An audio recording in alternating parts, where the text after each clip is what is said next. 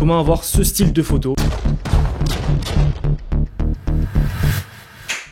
T'as envie de faire des photos professionnelles chez toi, sans avoir besoin de rien du tout, et avoir des résultats de ouf.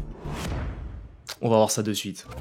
La vidéo a changé d'arrière-plan. Ouais, parce que la vidéo n'est pas scriptée, du coup, je dois faire des reshoots. Vous aurez besoin de 3 étapes pour réaliser cette photo, et on passe à l'étape numéro 1. Du coup, voilà le setup, rien de fou, hein. J'utilise un panneau LED que j'ai acheté il y a quelques années sur Amazon. Il fonctionne toujours, c'est de la bonne qualité. En vrai, je crois que c'est un newer. Je mettrai un lien à côté si j'arrive à retrouver la référence. Et du coup, bah voilà, je l'ai juste mis, ouais, c'est un peu un système D, hein. Je l'ai mis sur mon micro-ondes, au-dessus de mon frigo. Hop, je le fais pointer vers le bas pour avoir cette lumière de hauteur qui tape d'en haut, qui fait un petit peu ce look, on va dire, cinématique. Et bah du coup, j'ai juste la caméra qui est en face et j'utilise un moniteur pour avoir le retour vidéo et me voir en même temps que je fais la photo. Et au niveau de l'objectif, c'est un 85 mm en f1.8 pour avoir un beau flou d'arrière-plan. Et du coup, voilà pour la photo. Ok, je sais déjà qu'il y en a qui vont me dire j'ai pas forcément la caméra adéquate. Les gars, vous inquiétez pas. Je vous montre juste la façon optimale de faire la chose chez vous. Après, vous n'avez pas forcément besoin d'un éclairage comme ça, parce que je crois qu'il vaut plus de 200 balles l'éclairage. Voilà, je vais être honnête avec vous. Vous pourrez en trouver des moins chers. Les gars, vous pouvez faire ça avec un éclairage à, je sais pas, 10 balles que vous achetez sur Wish, tu vois. Non mais vraiment, il vous faut juste un éclairage. Voilà, ça peut être une lampe, je sais pas, un endroit que... Une lampe que... Ah non. Eh vas-y, je m'embrouille tout seul. Vous avez juste besoin d'un éclairage et de même votre téléphone pour prendre la photo, ça suffit largement. De toute façon, on va voir que avec l'IA, on peut augmenter la qualité, on peut rajouter du flou d'arrière-plan avec l'IA, on peut faire plein de trucs, vous allez voir. En vrai, restez jusqu'à la fin de la vidéo, vous allez voir, c'est bénéf, vous pouvez faire ça avec rien du tout. Ensuite, dès que tu as fait ta photo, moi perso je me rends dans Lightroom où je fais un petit peu de retouche colorimétrique. C'est pas très important à faire à ce stade, mais je le fais quand même, au moins j'ai une photo qui est déjà prête et je peux l'importer dans Photoshop. C'est là que le travail va commencer, donc on passe à l'étape numéro 2. Bon déjà, vous en doutez, la première chose à faire c'est de venir supprimer les éléments qu'on veut pas dans notre scène. Donc pour ça, on va prendre l'outil lasso et on vient sélectionner les éléments qu'on veut enlever. Alors là, on fait clic droit, fil, content aware. Ça va remplir les éléments qu'on veut pas avec des parties de l'arrière-plan. Et là, je vais répéter ce processus plusieurs fois. Une fois que je vois que ça va pas plus loin, et ben je prends l'outil tampon, je viens régler un petit peu mon brush et là, je viens juste cliquer sur Alt aux zones que je veux copier et je viens cliquer pour les appliquer un petit peu partout. Ensuite, après ça, je resize un petit peu ma comp. Ce que j'aime bien faire quand je fais des modifications par la suite, c'est que j'aime bien dupliquer mon layer. Et on va séparer notre sujet, donc on va aller dans Select. Vous venez cliquer sur Subject.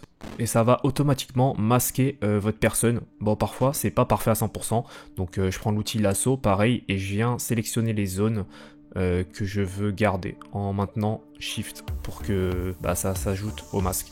Après ça, je fais un clic droit et je viens séparer en fait mes deux layers. Donc il y a le layer juste du masque et ensuite il y a le layer en dessous du fond. Donc je pense que lui en vrai on peut le supprimer.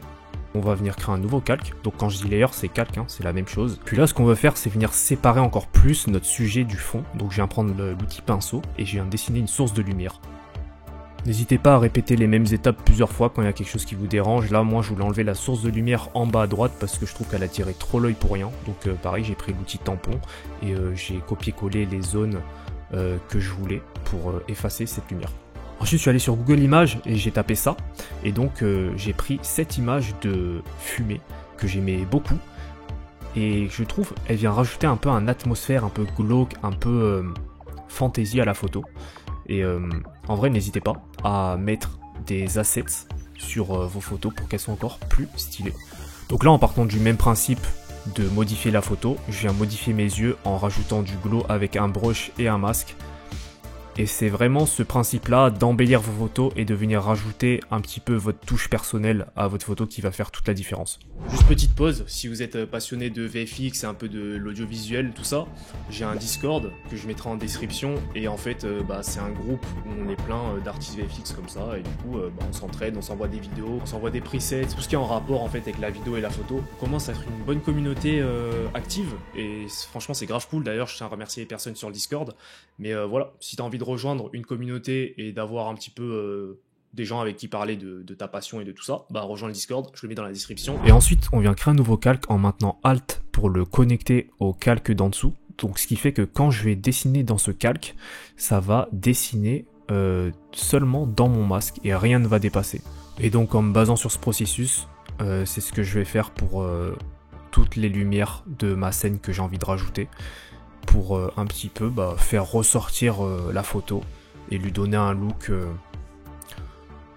plutôt stylé quoi. Au fait, bon rien à voir avec la photo, là on va parler de vidéo, mais si tu fais de la vidéo, est-ce que t'as déjà voulu avoir des effets sonores vraiment stylés dans ta vidéo, en mode vraiment incroyable de ouf, en mode des trucs comme ça, tu vois, genre vraiment cinématique, tu vois, vraiment très très cool, tu vois. Il y en a sur notre site internet, tu peux aller les prendre, un pack complet, il y a plus de je sais pas combien d'effets whoosh, donc c'est ce type d'effet sonore. Non, on va pas la faire parce que c'était un peu de la merde, je n'ai pas réussi à me vendre, on va réessayer. Alors... Donc une fois que vous êtes content avec le résultat final de votre image, vous venez faire clic droit et vous venez tout merger, donc tout rassembler sur un seul calque. Là on va venir embellir l'image avec l'IA dont je vous parlais tout à l'heure, donc pour être sûr de ne pas faire de conneries, je viens dupliquer mon calque et je viens dans Neural Filters. Là vous allez arriver dans l'interface d'IA générative de Photoshop et d'amélioration de photos. Donc moi j'aime bien le premier ici qui sert à enlever les imperfections de votre peau par exemple. Ensuite on a le super zoom, donc ça va aider à améliorer les détails de votre photo. Donc par exemple si vous shootez avec votre téléphone que vous voulez avoir une meilleure qualité, vous pouvez utiliser cet outil. Et en dessous vous avez le depth blur qui va rajouter du flou en fait à votre photo comme un vrai appareil photo en fait. Ensuite dès qu'on a la photo avec laquelle on est content, on peut passer à l'étape numéro 3. Et alors là pareil, on va aller dans Filter et cette fois-ci on va se mettre sur Camera Raw Filter. Cette interface, c'est pour la retouche colorimétrique de notre photo. Et là, on va vraiment pouvoir la pousser à ses limites et vraiment avoir le résultat et le look final de notre photo. Le truc qui fait le plus la diff, je trouve, c'est ça dans Effects. Vous pouvez jouer avec la texture. Ça va ajouter des détails. La clarity aussi. Le clarity, c'est incroyable. Et moi j'aime vraiment ces deux réglages pour faire ressortir ma photo. Une fois qu'on a le résultat qui nous plaît, voici ce que donne la photo. Vous voyez qu'on peut arriver à faire des choses plutôt sympathiques chez soi, sans avoir besoin d'un matos de fou, d'aller même en studio pour faire ce genre de photos. Encore une fois, si t'es intéressé par le milieu du VFX, la post-production, on a un site internet, des packs de 1000 formations, si tu commences un petit peu dans le milieu du VFX et t'as envie de te former, alors n'hésite pas, je mets tous les liens en description. C'était Fems, merci d'avoir regardé la vidéo et je vous dis ciao.